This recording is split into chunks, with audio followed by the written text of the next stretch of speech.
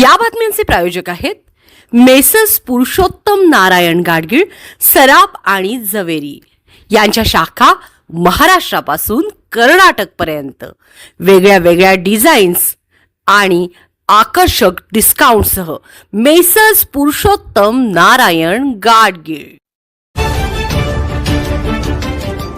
ताज्या बातम्यांसाठी पाहत रहा तिचा सागर न्यूज। शरद पवारांनी पडद्यामागून सूत्र फिरवली आणि बारामतीमधून काँग्रेसने माघार घेतली।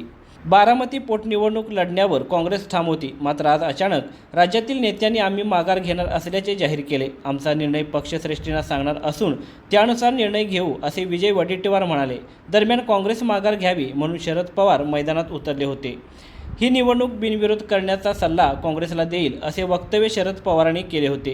त्यामुळे शरद पवार ही निवडणूक बिनविरोध करण्यासाठी मैदानात असल्याचे स्पष्ट झाले होते। काँग्रेसचे निर्णय हे वरिष्ठ पातळीवर होतात, त्यामुळे त्यांनी थेट काँग्रेसचे प्रदेशाध्यक्ष मल्लिकार्जुन खरगे यांच्याशी संपर्क साधला। खरगे यांना फोन करत पवारांनी ही निवडणूक बिनविरोध व्हावी अशी अपेक्षा व्यक्त केली। त्यावेळी खरगेंनी काँग्रेस माघार घेईल असे आश्वासन शरद पवारांना दिले। तसेच राज्यातील नेत्यांनी देखील दिल्लीतील वरिष्ठांना लोकभावनेचा आदर करत ही निवडणूक न लढण्याचे कळवले आहे।